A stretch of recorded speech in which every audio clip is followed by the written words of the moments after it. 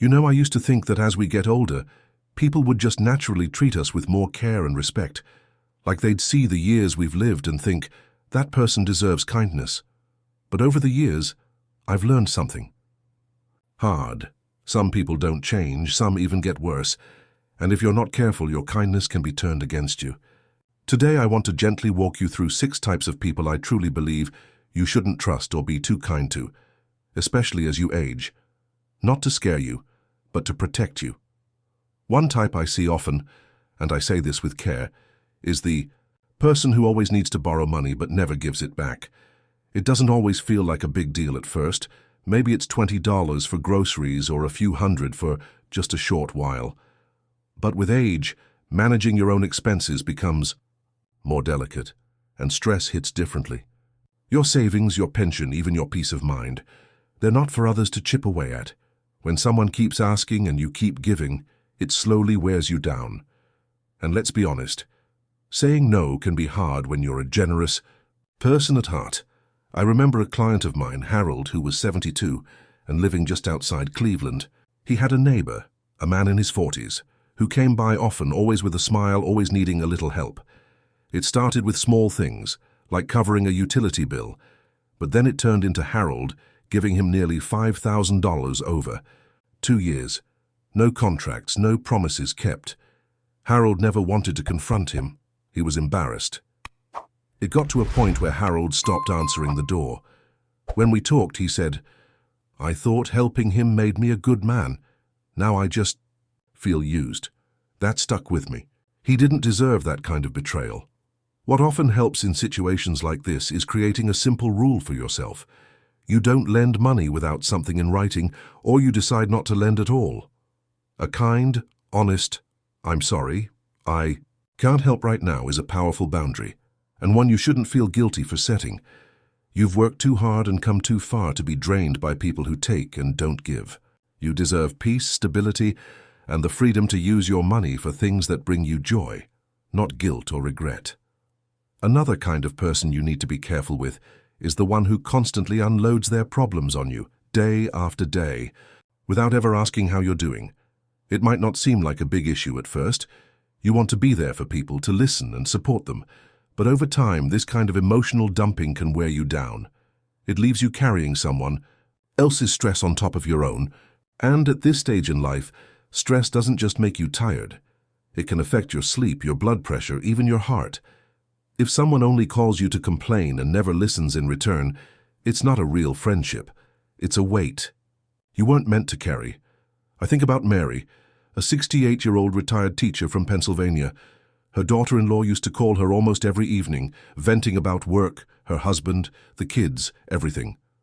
Mary listened out of love, never interrupting, never pushing back. But after a few months, Mary told me she felt constantly drained. Her nights became restless. She started skipping her walks. She even stopped baking, something she'd always loved. One day she said, "I'm not sure who I am anymore. I feel like a sponge soaking up everyone else's sadness." That moment changed things. She began to slowly set limits, and the relief was almost instant. One of the easiest ways to protect your emotional health is by gently limiting how much time you spend on these kinds of conversations. You can say, "I care about you, but I can't take on this right now." It doesn't make you a bad person. It makes you a person who's taking care of themselves. You deserve conversations that uplift you, not ones that leave you feeling smaller and sadder. Your peace is precious. Guard it the same way you'd guard your health or your home.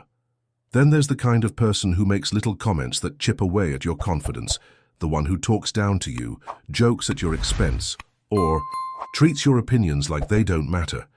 This isn't just about hurt feelings.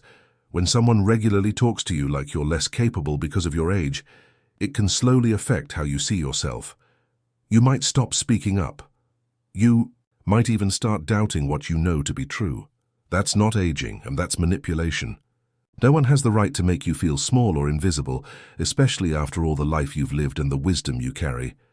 I'll never forget Tom, 74, a retired mechanic from Michigan. His nephew used to visit him, and always had something clever to say. "Come on, Uncle Tom, you wouldn't understand, you're old," or "That's not how things work anymore, old man." At first, Tom laughed it off, but over time, he got quieter. He stopped sharing stories. He told me one day, "I feel like I'm in the way."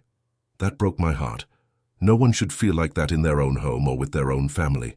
Tom eventually talked to his nephew and calmly said, "I may be older, but I'm not done yet, and I still have things to say." It was a turning point for both of them. What often helps is creating a simple, respectful boundary. If someone says something hurtful or dismissive, you can say, "I know you may not mean it that way, but that comment was disrespectful. I'd appreciate if you didn't say that again." It's not about arguing. It's about reminding people that your voice matters. You still have every right to be heard, to be respected, and to feel seen. Just because the world keeps moving fast doesn't mean you've been left behind. You are still here, and you still count. Another kind of person to watch out for is the one who only shows up when they need something, never just to check in or spend time with you. At first, it might feel like you're still needed, still useful. But over time it becomes clear. They don't call to ask how you are, they call when they want a ride, a favor, a babysitter, or a few bucks. That kind of pattern can leave you feeling more like a service than a loved one. And the emotional toll is heavy. When you give and don't feel genuinely seen or appreciated, it chips away at your sense of worth. There's someone who comes to mind. Ellen, a 70-year-old grandmother from Phoenix. She adored her grown children and always jumped at the chance to help. But one day she noticed something. Her son only called when he needed her to watch the grandkids or help cover a bill. Never to chat, never to invite her out. She told me, "I realized I was always the backup plan, never the first call unless something went wrong." That moment was painful, but it also gave her clarity. Ellen started saying no more often and spending her time with friends who valued her company, not just her help. One of the best things you can do is simply pay attention to how people show up in your life. If someone only contacts you when they need something, it's okay to say, "I'm not available this time." Your value isn't measured by what you give. It's in who you are. You deserve relationships where your presence is appreciated, not just your usefulness. You're not a convenience. You're a whole person with your own needs, time, and heart. Let yourself be loved for you, not for what you can do.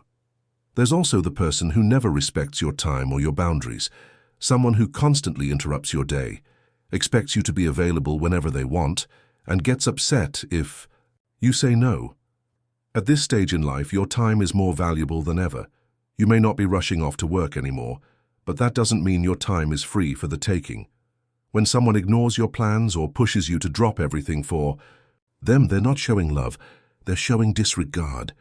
And that can lead to burnout, resentment, and even loss of joy in the things you once looked forward to.